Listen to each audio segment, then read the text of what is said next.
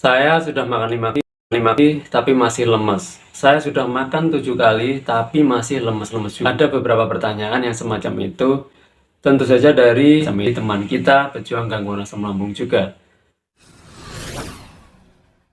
Saya akan membahas itu singkat saja, tentu saja berdasarkan pengalaman pribadi dan juga sebatas pengetahuan yang saya ketahui saja, bukan sesuatu yang paling benar. Makan 5 kali, sudah makan 5 kali sehari, sudah makan 7 kali sehari tapi masih lemes-lemes juga, itu adalah ada beberapa kemungkinan. Kemungkinan yang pertama adalah pemilihan menu makanannya masih belum tepat. Sehingga walaupun sudah makan 5 kali sehari, tapi ketika menu makannya masih belum tepat, ya maka akan lemes-lemes juga. Kemungkinan yang pertama adalah itu, pemilihan menu belum tepat. Kemungkinan yang kedua adalah porsi makannya terlalu sedikit. Walaupun menu makannya sudah oke, menu makannya sudah tepat, tapi kalau porsi makannya per setiap makannya terlalu sedikit, maka ya kita akan lemes-lemes juga.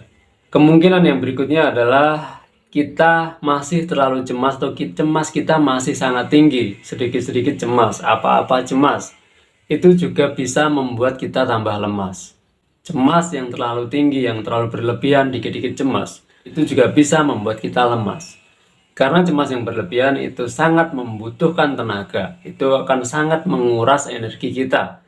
Sedangkan kita saja sudah kekurangan tenaga, kita saja sudah lemas, ditambah lagi diambil oleh cemas itu, ya maka kita akan semakin kekurangan tenaga, kita semakin lemas. Kemungkinan yang berikutnya adalah memang kita butuh waktu, memang kita butuh proses. Gini, misal kita menunya sudah oke, pemilihan menu sudah tepat, porsinya sudah tepat, kita nggak gampang cemasan, tapi kenapa kok masih lemes-lemes juga, padahal sudah makan 5 kali sehari juga, tapi kenapa masih lemes? Yaitu karena kita butuh waktu, kita butuh proses. Lemas yang kita alami sedikit berbeda dengan pada saat kita sehat. Pada saat kita berpuasa, kita berbuka puasa, kita langsung bisa kembali ke mode normal. Kita lemas, kita makan langsung kembali ke mode normal pada saat puasa. Tapi lemas pada gangguan asam lambung, itu mundurnya beberapa langkah, sehingga ketika kita isi dengan menu yang tepat, porsi yang tepat, sudah berpiring-piring, maka ya belum ke mode normal, tapi sudah melangkah maju, cuman belum sampai ke mode normal. Dan untuk sampai ke mode normal, yaitu tadi kita butuh waktu, kita butuh proses. Yang perlu kita lakukan adalah terus makan dengan menu yang tepat dan porsi yang tepat. Itu kita terus lakukan, kita konsisten, maka lama-kelamaan akan semakin maju mendekati ke mode normal. Dan pada akhirnya kembali ke mode normal, kita nggak lemes-lemes lagi. Tapi sekali lagi itu adalah butuh proses.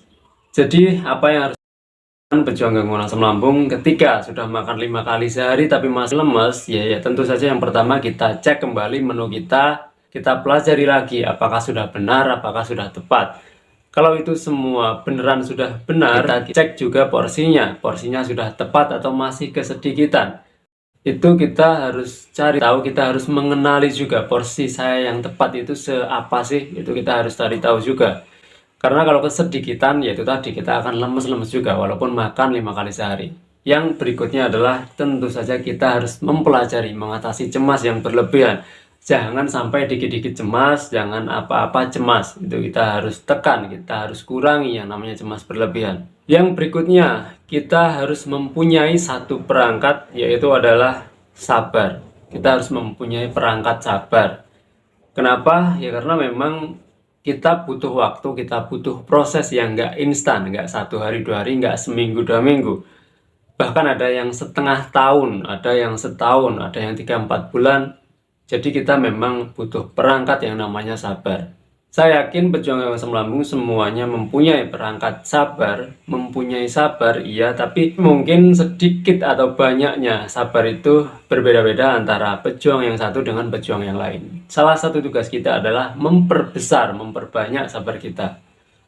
Karena tanpa sabar, tanpa perangkat sabar, pejuang gangguan asam lambung akan semakin kesulitan untuk mencapai sembuh.